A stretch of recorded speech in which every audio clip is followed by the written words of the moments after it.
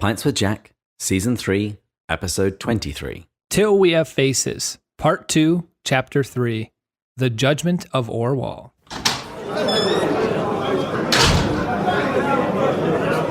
Good morning and welcome to Pints with Jack, a podcast where two enthusiastic C.S. Lewis amateurs get together, share a beverage, and discuss a work of C.S. Lewis.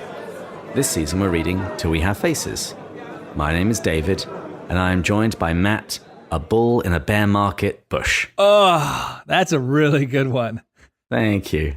I was quite proud of that. I came up with that a couple of days ago. Yeah. And for listeners, so I do work in the, well, this isn't going to make any sense to them because by the time they listen to this, the markets will be way past. So I could timestamp this right now on Sunday, March 29th. So my predictions are Monday, we were close to the low in the markets. That's like a 35% peak to trough. But I think we're going to retest them in the next couple of weeks. And I do think we probably go slightly lower, maybe 5 to 10% more. And then that's it. The markets are done. And you are going to wish to God you bought 5 years from now. It's like looking back in 2014, 15, 16, being like, why didn't I, when everyone was freaking out in 2009, buy stocks? Because whenever you're freaking out, that's the time to do it. There's your free advice that you're going to get like a month later. See how many podcasts, on theology also give you some good stock market advice, huh? Yeah. I could go on further, but we have a time limit to how much we can record. Yeah. So tell us, what are you drinking today? Well, seeing as I've completely abandoned Exodus 90, it's not actually fully true. I love the cold showers in the morning. I still end up doing my hour of prayer a day, and I still follow the food guidelines. Yeah, I guess it's just the media and drinking. I think one feeds the other. They do. When you are for a whole weekend, because I live on my own in full isolation, when you can't do anything except FaceTime people, it's like, you know what, let's do a FaceTime happy hour. And I'm just going to have a drink. Or on a Friday night, you know what, I'm going to watch a cheap chick flick rom-com. And that's what I'm doing. Marie and I at the moment, we're watching Jojo Rabbit. So good. Is it really? Yes. You wouldn't think that a movie about a little boy and his make-believe friend Adolf Hitler could be this funny. I've never even heard of this. Check out the trailer. I will. And someone just told me to watch Modern Romance or Modern Love, so that's the new thing for me. Ugh. What are you drinking? Bacardi and Coke with a heavy squeeze of lime. Nice. Well, I am drinking some of my engagement scotch. So the day after I got engaged, I went out and bought myself a bottle of scotch, and it's the Glenmorangie La Santa. Oh, that was so good. It's actually a pretty cheap bottle of scotch for bottles of scotch, and it was just really what I thought I was going to be in the mood for. And I think I am. Beautiful. So in order for me to be able to drink this, please tell us the quote of the week. You'll say, you've been whispering it to me these 40 years, that I'd signs enough her palace was real. Could have known the truth if I'd wanted to. But how could I want to know it? I liked that because this gets back to a conversation we've been having. Andrew Lazo's been bringing it up. Did she have enough signs to know it? Did she not? How much are we supposed to sympathize? How much are we not? How much was it due to it was just mysterious and it's not her fault? But whoa, maybe some of it is because she didn't want to see the signs. Well, stay tuned because we will get to that later. And now that gifts have begun rolling out to our Patreon supporters, it's time for us that we started toasting those who have been supporting us at the $10 level or more. And so I randomly selected the first person, and this week we're going to toast Ted Doherty. I would say, are you sure it's that way or is it Ted Doherty? In my English accent, I would pronounce the T. But since he's American, let's say Ted Doherty. Ted, you have a T in your name. Hold on to it. Yes, Matt might be wrong here, but I had a college roommate with that same spelling, and it was Doherty. Doherty. Okay, Ted. May you always find a cup of tea to quench your thirst and a good long book on the table beside you. Cheers. Cheers. And thank you so much, Ted, obviously. That's very kind. We appreciate everyone helping us support this ministry. Guys, I don't know about you, and hopefully you have enough time to submit these by the time you hear this episode, but please submit your questions on Slack for Andrew Lazo for his part 2 that we're going to have on in a few weeks. If you heard his part 1, first of all, go listen to that if you haven't, because that was insane. My mind was blown. He's a part of our Slack community, Shout out if you want to be a part of that. You have access to being able to talk with him, $5 on Patreon. But he is a part of that, and I had to send him a direct message just saying that was brilliant, and my mind is racing. And he could only talk about part 1. David restricted him, which means he had a muzzle on the wisdom he could share with us. So in part 2, there's going to be so much more. This is your chance to ask him the questions. Go listen to his part 1. And before we start getting into this week's chapter, I was listening to an earlier episode of the two of us, and it was when we were talking about Orual's dreams and visions and what they might possibly mean. Well, this week I was finishing off a book. It's The Fellowship, Literary Lives of the Inklings. It's by Zaleski and Zaleski. And something in it jumped out at me when they were talking about Charles Williams.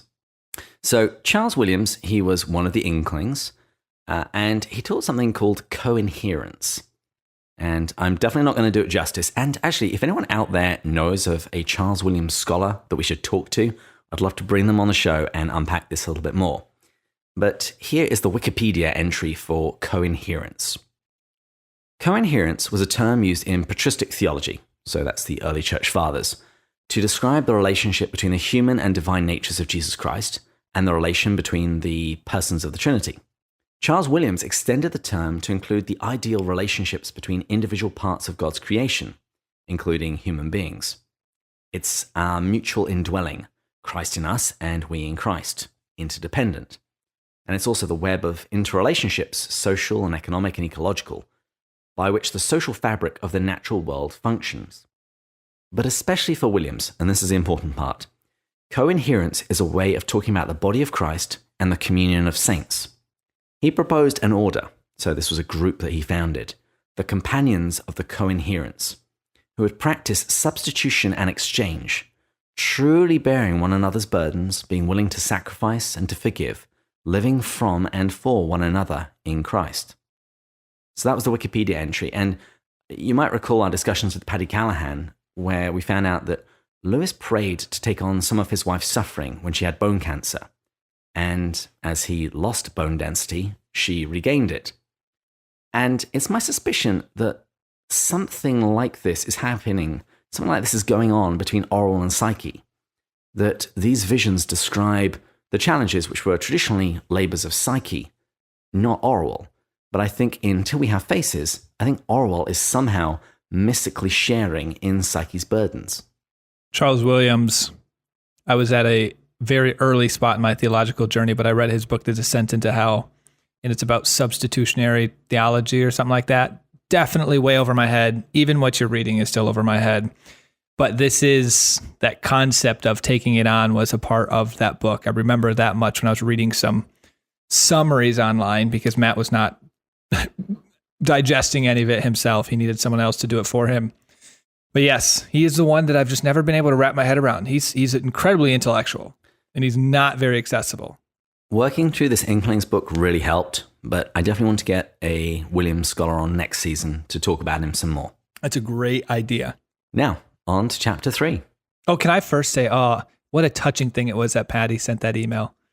You just mentioned Patty Callahan. She sent an email. She listened to the talk. So if you guys haven't gone and listened to that, you can go listen to it. I still haven't listened to my own talk back.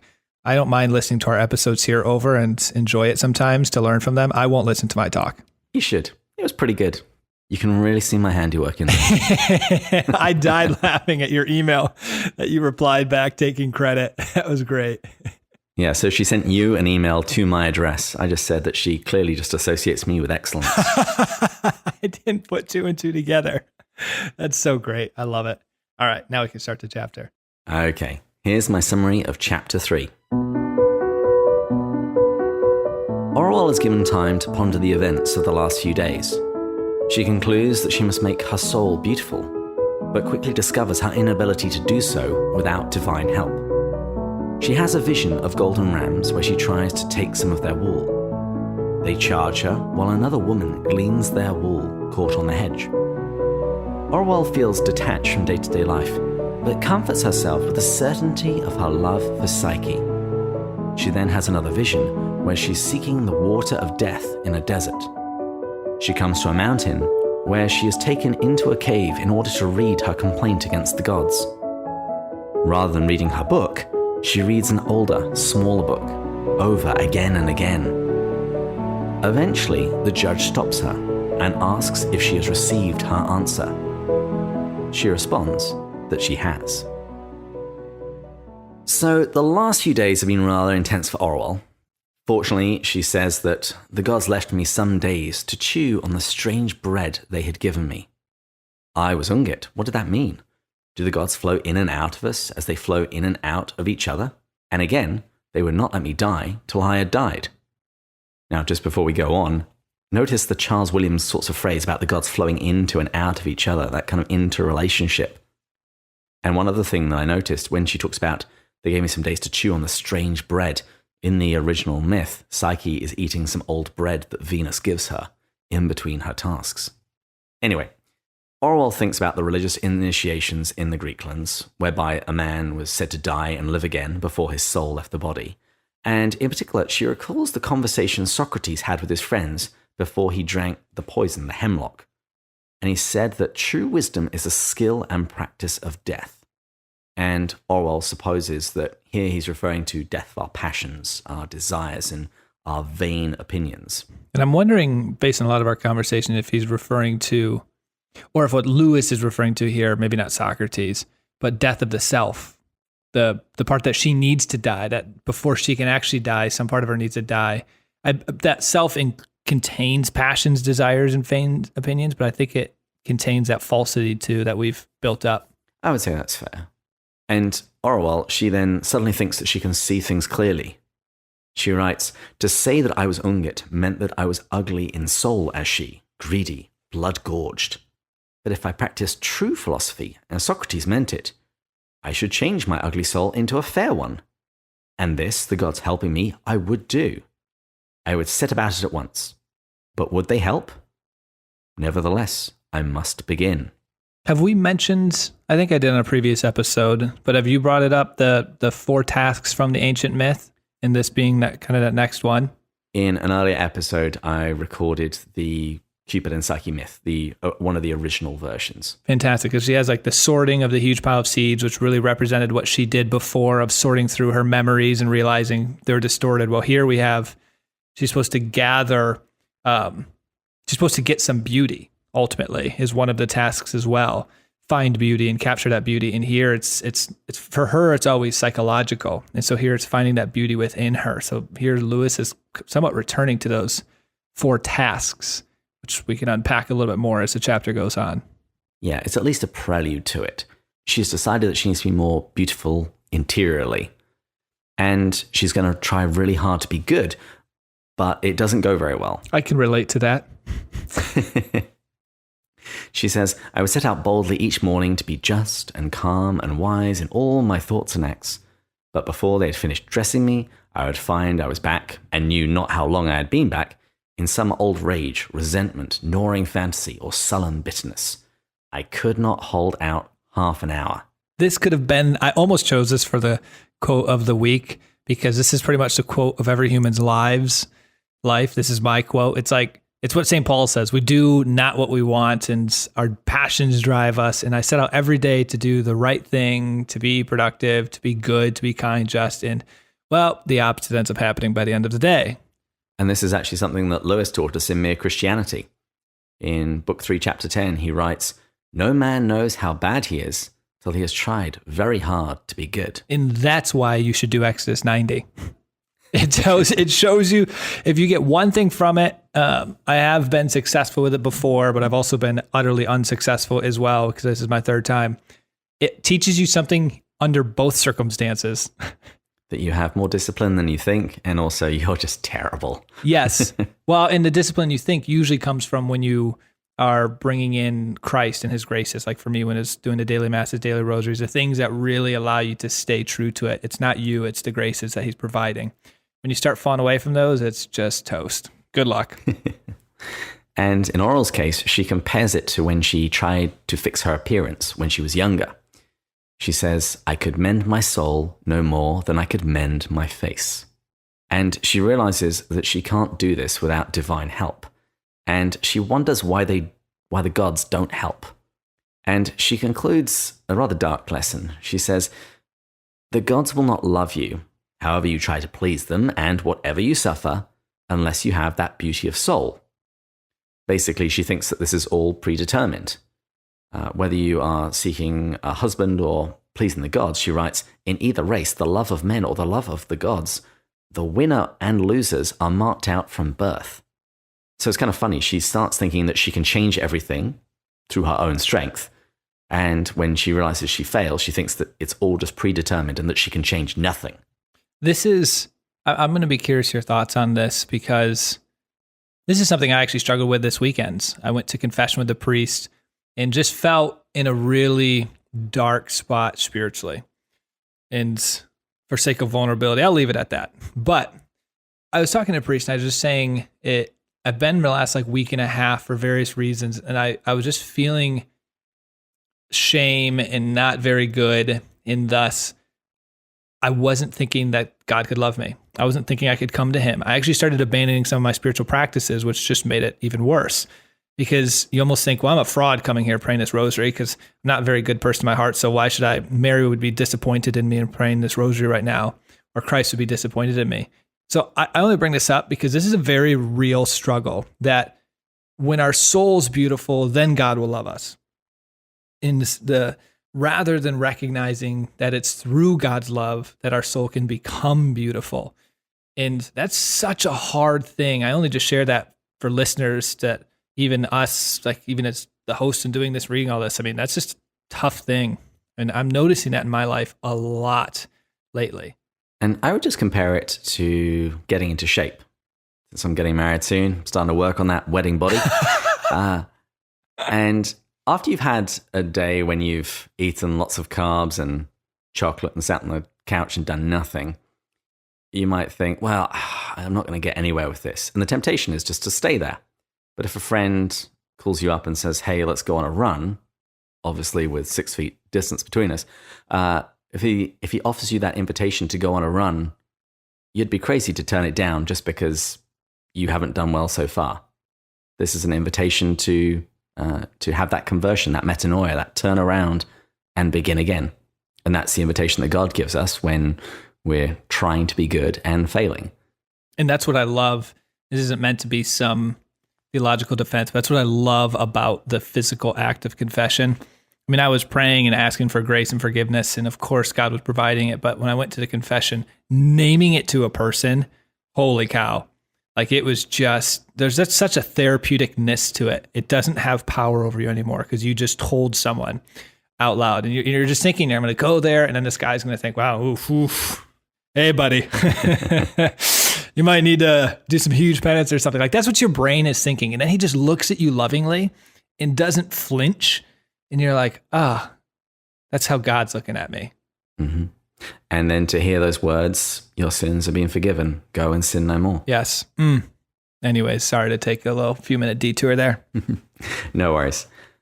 Well, Orual then goes to her room. It's about 1 o'clock, and she has a vision. She's standing by a great river in a gorgeous land. On the opposite bank, she sees a flock of rams, which she describes as high as horses, mightily horned, and their fleeces such bright gold. And she recognizes that these are the rams of the gods.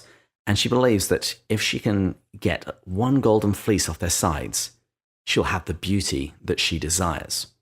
So this is what you were talking about earlier. This was traditionally a task of Psyche. This is something that Venus gives her in order to prove that she can be a good wife, or to see her fail, depending upon how you like to look at it. And love that it brings back to golden. Remember the golden hair of her sister being cut off was the moment all of the shame came into her. So there's just the bookend to this. Well, this is going to cure all of that in her mind. Exactly. And so she swims to the other side, where the flock charges at her like a solid wall of living gold. That's how she describes it. And with their terrible force, their curled horns struck me and knocked me flat, and their hooves trampled me. But I think it's a little strange, because she says that they were not doing it in anger. They rushed over me in their joy. Perhaps they did not see me. Certainly I was nothing in their minds. I understood it well. They butted and trampled me because their gladness led them on. The divine nature wounds and perhaps destroys us merely by being what it is. We call it wrath of the gods, as if the great cataract in Fars were angry with every fly it sweeps down into its green thunder. Did that remind you of the Great Divorce? Oh, in about every way you could think of. Yeah, but it also reminded me of Mere Christianity, of the dentist, of you come in, you get your tooth out, and it's not going to stop pulling until everything's clean. Like, it is painful. When you let God in, He's going to drastically, His divine nature is going to break down walls and crush things and move things around. And it is going to be painful, but it's out of a gladness and a joy. It's not out of some hurt or some negativity or some anger is probably the better word. And heavenly things, holy things, they're more substantial. It's almost like she's describing herself as being a ghost, and these rams, like the solid spirits in the Great Divorce, they barely even see her. Mm-hmm. Orual eventually is able to stand back up, and it's then that she sees that there's someone else there, a mortal woman who doesn't seem to see her, and who walks along the hedge of the field, picking the wool which has been caught on the thorns as the rams rushed at Orual. And this entire situation, it causes Orual to despair. She writes, "What I had sought in vain by meeting the joyous and terrible brutes, she took at her leisure, this other woman. She won without effort what utmost effort would not win for me. I now despaired of ever ceasing to be Ungit." Who do you think this other woman is? Oh, I mean, my first guess, I don't actually know. My first guess was just Psyche. Yeah, I think so too. But yeah, I don't blame her for being in despair right now. Think of her position. She has, in the other chapters, learned that she is Ungit. She's learned she's somewhat like her father. She learned she has devouring love. She destroyed Bardia. She's learned all of this stuff.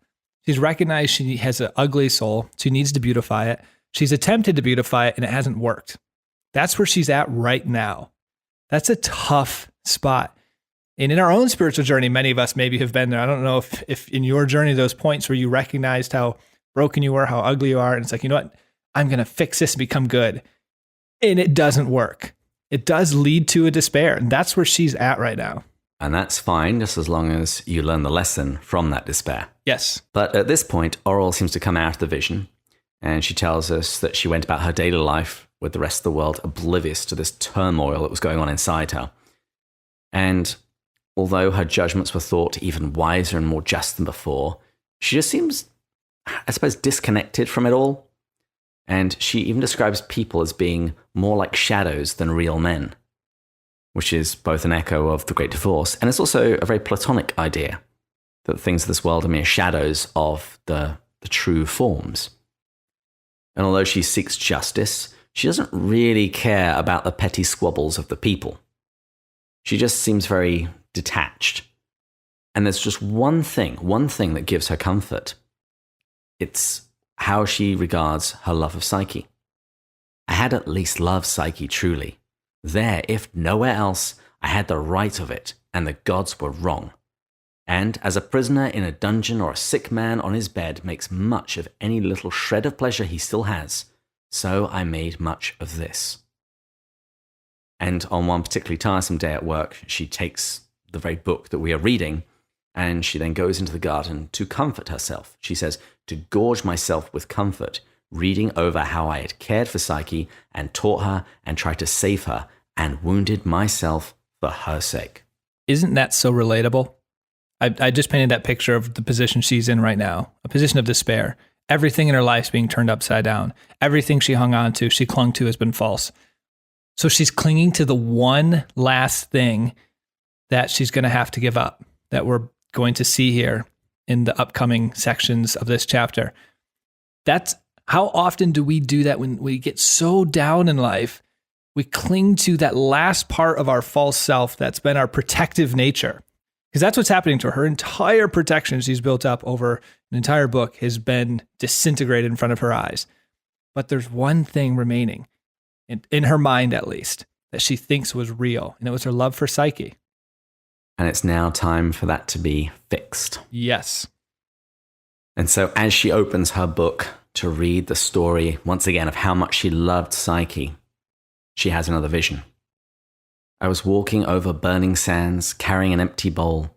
I must find the spring that rises from the river that flows in the Deadlands, and fill it with the water of death, and bring it back without spilling a drop, and give it to Ungit. If I did all the tasks she set me, perhaps she would let me go free. There's the next task.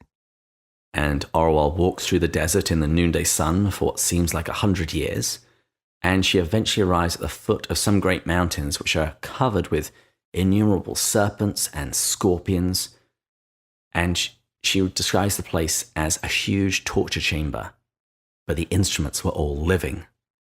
And she somehow knows that in the heart of this mountain, this is where the well is, where she can get this water that she's searching for. Once again, she just despairs. And then she sees an eagle overhead that's sent by the gods. It lands nearby, and it reminds her something of the priest. And the bird asks who she is. Orual, Queen of Gloam, said I. Then it is not you that I was sent to help. It's very interesting that Orual identifies herself as the queen, and the eagle doesn't seem to be particularly bothered by that title. And the eagle asks, what is that roll that you carry in your hands? And Orual says that, to her great dismay, that she sees that what she's carrying is not an empty bowl anymore, but a book. And she says that this is her complaint against the gods. And at this, the eagle claps his wings and lifts his head and cries out with a loud voice, she's come at last. Here is the woman who has a complaint against the gods. Come into court. Your case is to be heard. I wanted to make a comment that I think was very beautifully done on Lewis's part with the looking up at the mountain and seeing how painful it's going to be, the traps of the living things, but then knowing that at the core of that is what she needs. How often in our own journey, when we're looking into ourselves, self-reflection, self-awareness, introspection, and we realize the things that are keeping us from full communion with God. And they're usually the last parts of ourselves we're holding on to, that last 5%, 10%, 15%, because they're what we believe are the most important parts of protecting ourselves. And I don't know if this is what Lewis was attempting to communicate, but remember, she's got like one last thing to get rid of, and that's her love of Psyche. Or I'm not get rid of it, but realize it was false. And she's looking up at this mountain. She knows she's got to get this one last thing and sees how scary it is, but knows that that's what needs to be done. I even know the things in my life where I'm thinking to myself, yeah, I'm still holding on to these, but I am so scared out of my mind to let go of them. We're back at mere Christianity. Remember when Lewis says, when Christ says, be ye perfect, it's not so much that he demands us to be perfect in our own right. He is saying, if you let me in, I will make you nothing less than perfect. You're called to be a heavenly creature. And that means that we can't carry with us any hellish souvenirs. Mm-hmm. And well, she's here in the court, and we're about to see some of these last hellish souvenirs of hers taken off. So after this eagle has said that she has arrived, Orual tells us that dark things like men came out of the mountain and they hustled her forward. She writes, I was dragged and pushed and sometimes lifted up among the rocks, till at last a great black hole yawned before me. Bring her in, the court waits, came the voices. And with a sudden shock of cold, I was hurried in out of the burning sunlight into the dark inwards of the mountain, and then further and further in, always in haste, always passed from hand to hand, and always with the din of shouts. Here she is, she's come at last, to the judge, to the judge.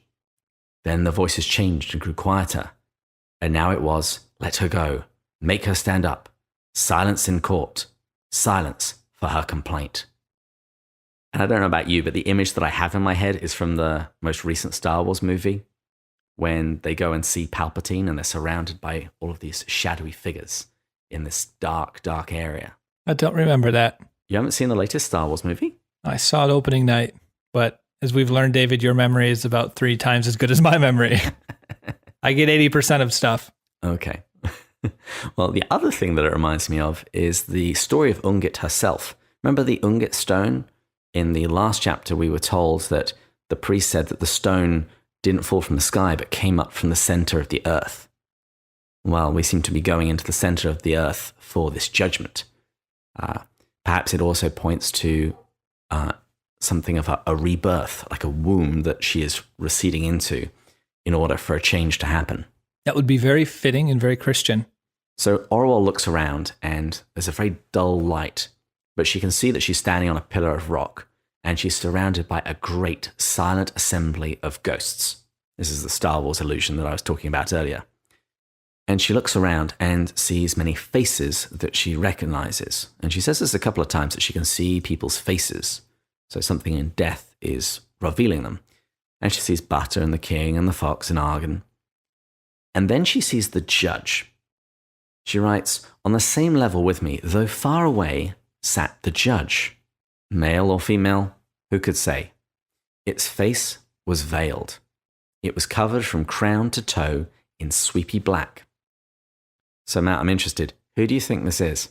I just assumed, I didn't give it much thought. I just assumed the Judge was like the god of the mountain, or the same one that Psyche's husband is. Maybe they're somewhat one and the same, interrelated, but you can't see them.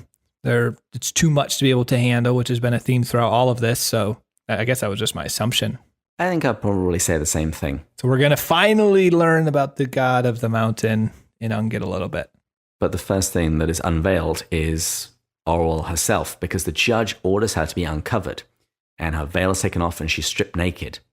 And Orual writes, the crone, referring to herself, with her Ungit face, stood naked before those countless gazers. No thread to cover me, no bowl in my hand to hold the water of death, only my book.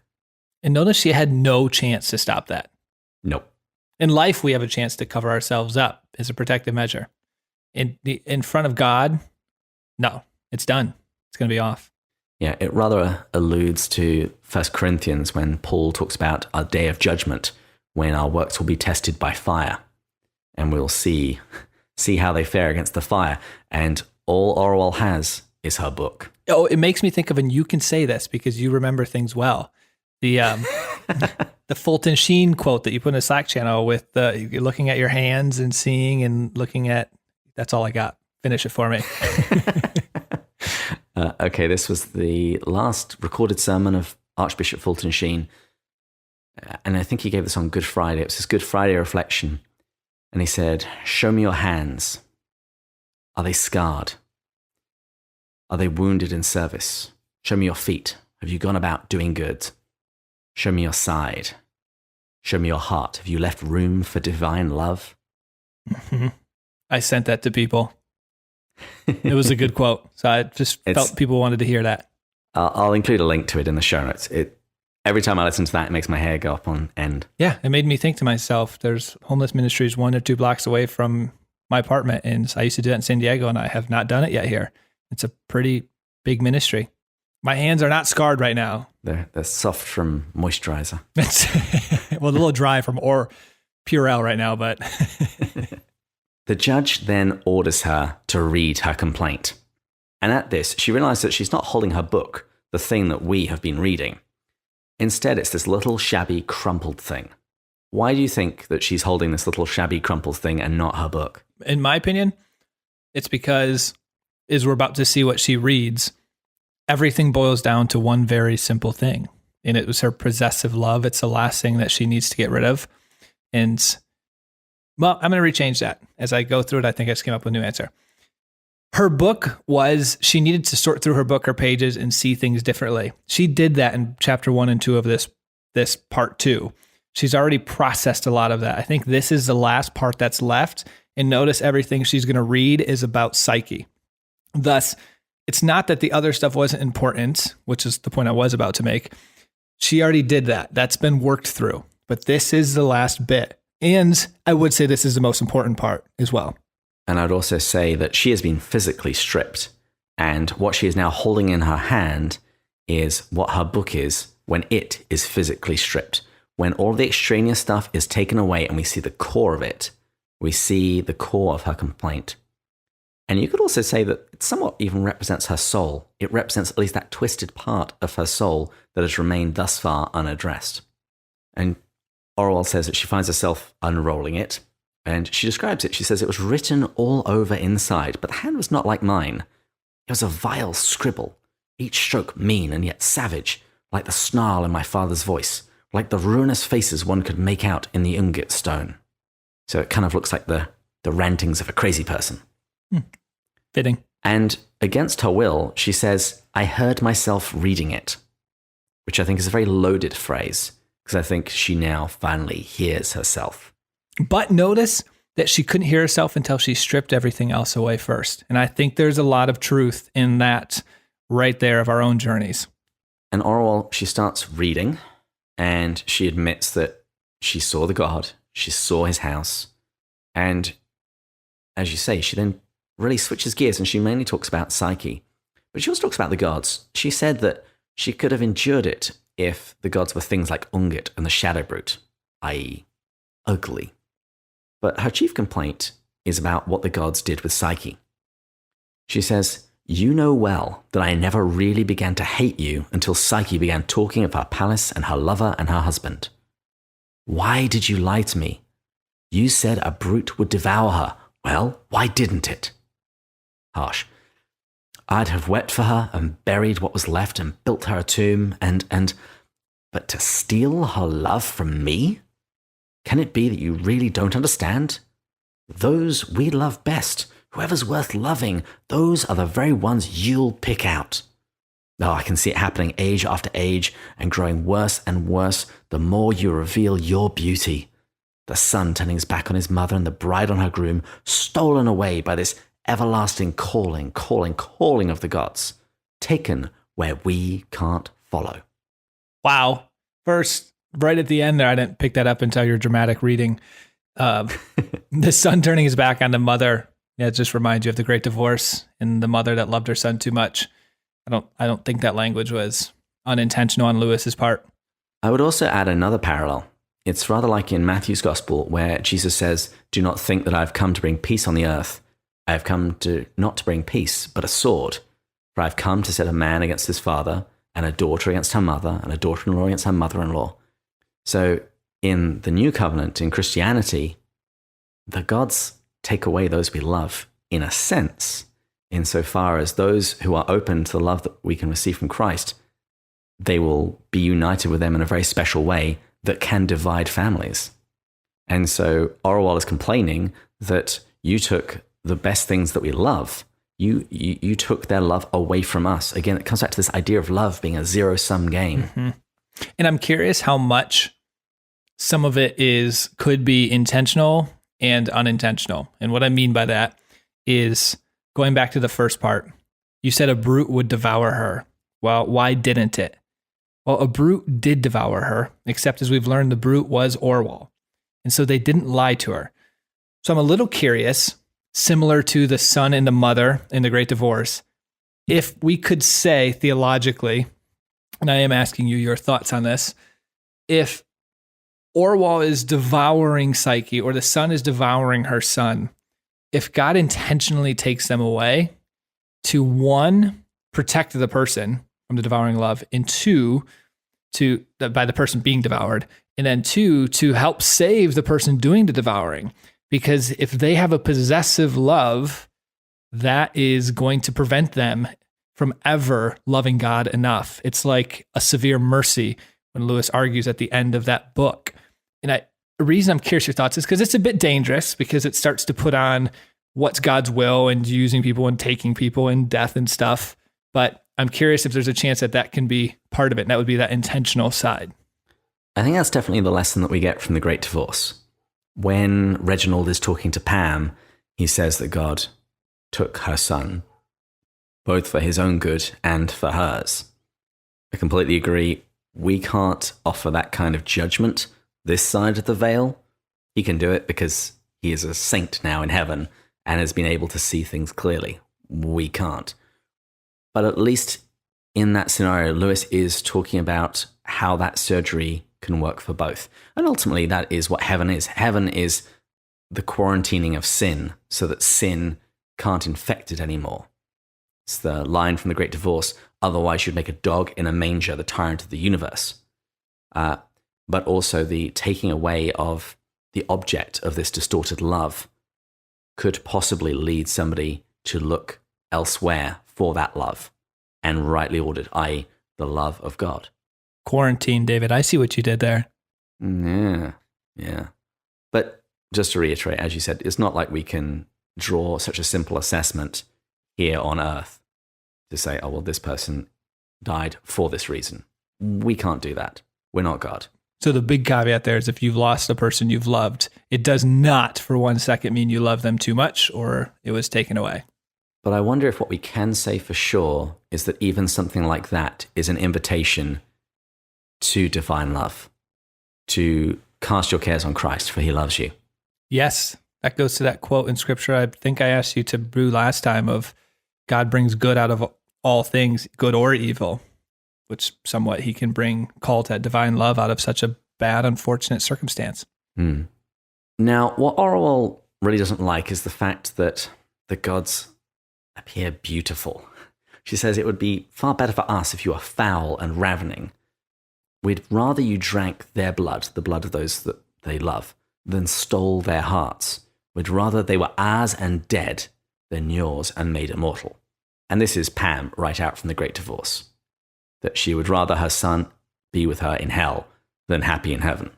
And what does this suggest? Is her chief complaint that the gods took love from her? Is her chief complaint that the gods are beautiful and allure people away from her, ultimately? They didn't take, in a sense, they didn't take Psyche from her. She's starting to realize that Psyche might have just been lured to their beauty. There's a line that Lewis says elsewhere where he says, speaking of God, he cannot ravage, he can only woo. That's exactly what I was just saying. Well put. And she goes on, and this is the point where I think we see she is Pam from the Great Divorce. She says, but to steal her love from me, to make her see things I couldn't see.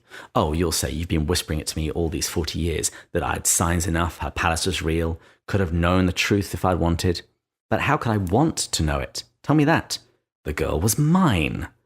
What right had you to steal her away into your dreadful heights? You'll say I was jealous. Jealous of Psyche?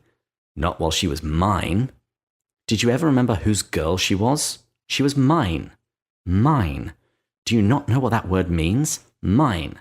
You're thieves, seducers. That's my wrong. I'll not complain, not now, that you're blood drinkers and man-eaters. I'm past that. And the judge eventually stops her. And Orual realizes that she's just been reading this same little script over again and again, dozens of times, which I think demonstrates her interior monologue and really what's been running throughout the book that we've been reading underneath it. Orual says, I would have read it forever. Does that sound like hell?